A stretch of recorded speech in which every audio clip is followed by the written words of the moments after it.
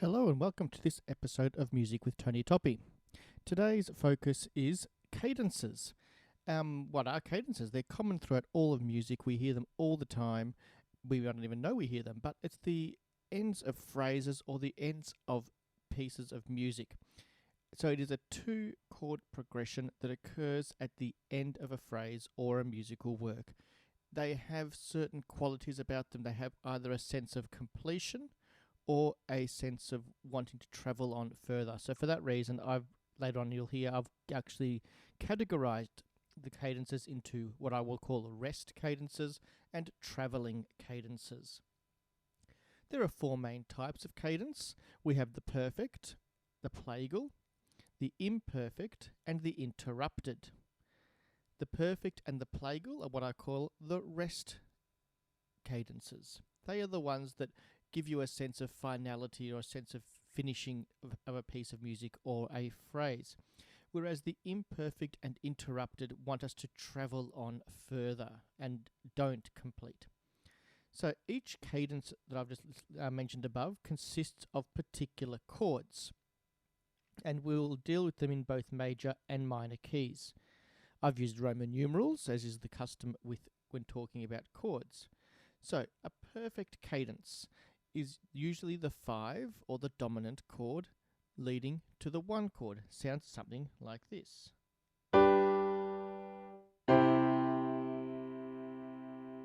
A real sense of finishing there.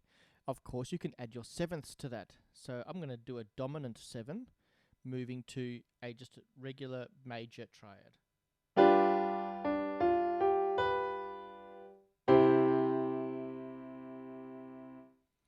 You can also have a 7th on the final chord. So for example, it might be a dominant 7 to a major 7th, sounding something like this.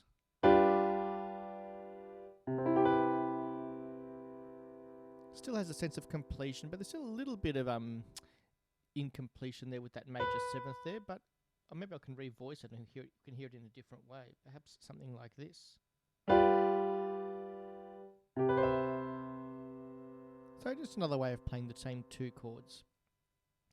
We get the plagal cadence in the major key. Again, it's a resting cadence, and it is from the 4 to the 1. So I'm just going to quickly correct something on the screen here. I'm just going to remove that because that's actually for the minor key. So just ignore that for the moment. So 4 to 1 sounds something like this.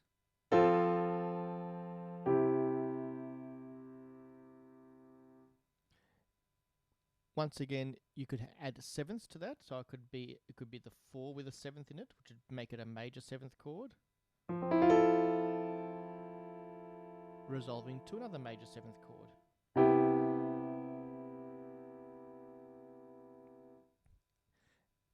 Once again, just 4 to 1, the resting plagal cadence. Then we have the imperfect, which is basically the perfect cadence reversed. Something like this.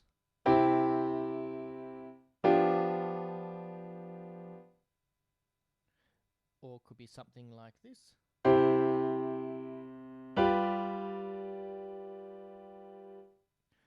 Giving you a sense of wanting to go on. I tend to like to do this little trick with students, and that is to do something like this.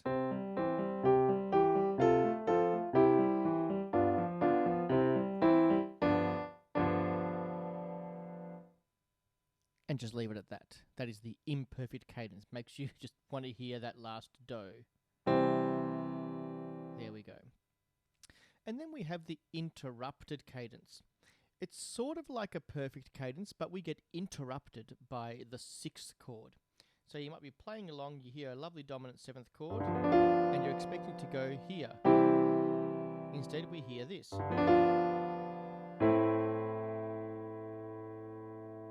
And we get the minor, 6 minor.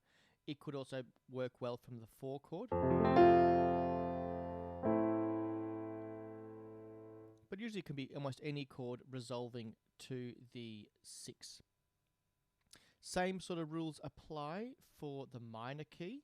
For the purposes of today, I'll be looking at minor, harmonic minor key. So here is a perfect cadence in a harmonic minor.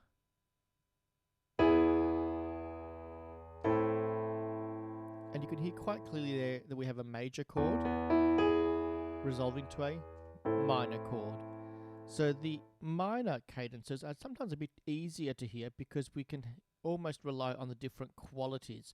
If you look at the major cadences, they're mostly all major chords except for the interrupted, whereas in a minor we get a bit of a combination. We look at the Plagal cadence in a minor, both chords are minor quality.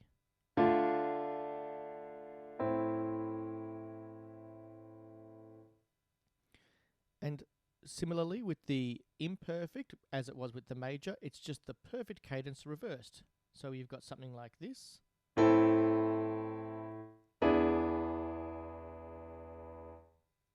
And you want to go back to that. And same sort of structure and rule apply with the interrupted cadence. That we can have any chord, usually 5, leading to the 6th chord, which would be something like this.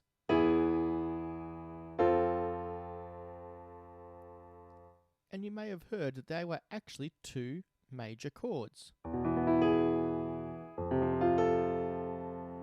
Another little giveaway when we're talking about cadences in a minor key. I have just below here some notated examples in both keys.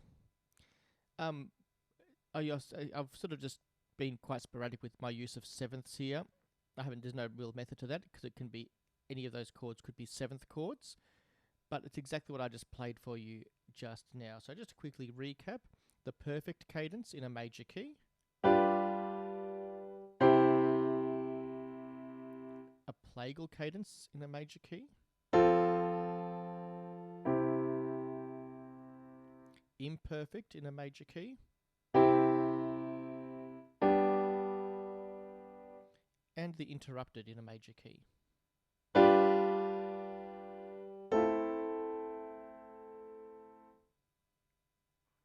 And then we move to the harmonic minor key. So here is the perfect cadence.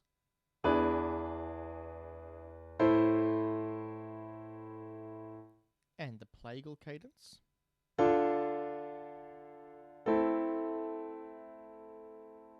And the imperfect cadence.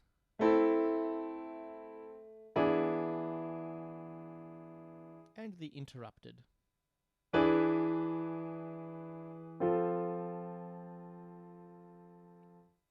You'll notice how I'm trying to sort of emphasize the first chord and then I sort of relax dynamically and phrasing on the second chord. That's sort of a way we want to approach cadences even within our performance. It's that tension and the release. We don't want to hear. That's just a bit amateurish and it's also not quite the mood that composers would mostly want to go for unless it's notated otherwise. So, just a few little extra notes I would like to mention here. Bass notes, you'll notice here, mostly I've put them going either descending, some of them are going ascending. They can go in either direction. There's really no particular rule in regards to that.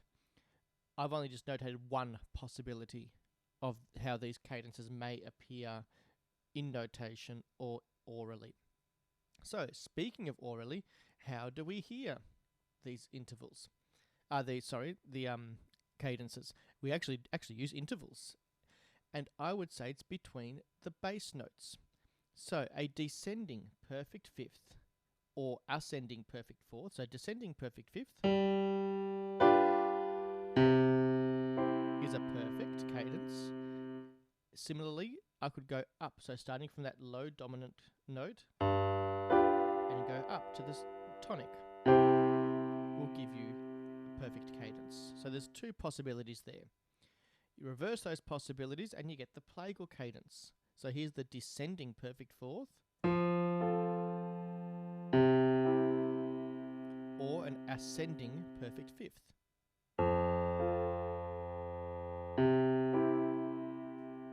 They will give you the Plagal cadence.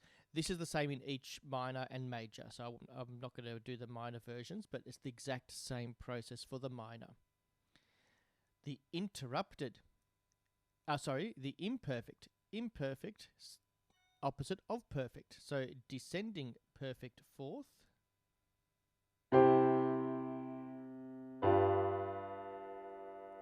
or ascending perfect fifth.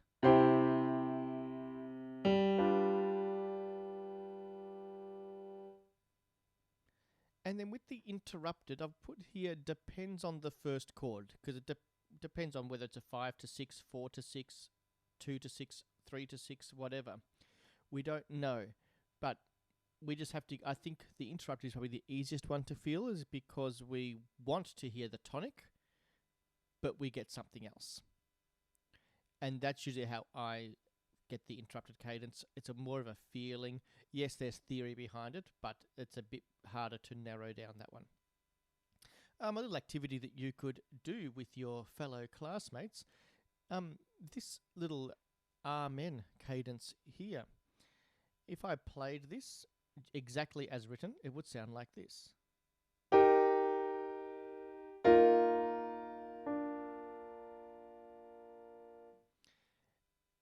I wonder if you were able to pick out what cadence that was. I'm not going to wait for you, but I'll give you a little hint.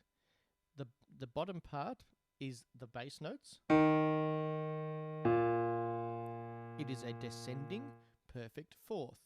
Let's look at our table up above, and let's see if we can find a descending perfect fourth. Here we have it.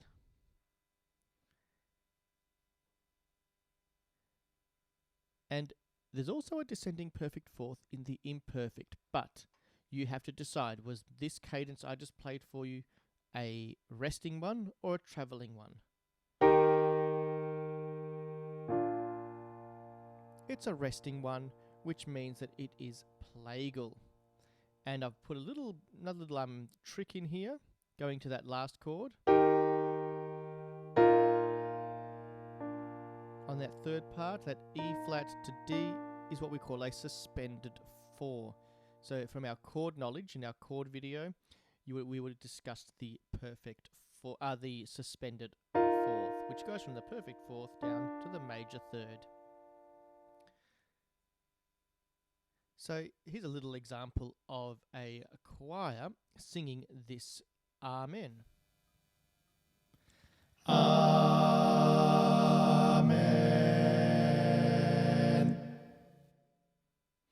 Yep, you guessed it. That's just me overdubbing myself 4 times, singing each of these parts. Well, that's the overview of cadences. Please feel free to email me at tonytoppi@me.com with any questions, queries, or comments. Thank you.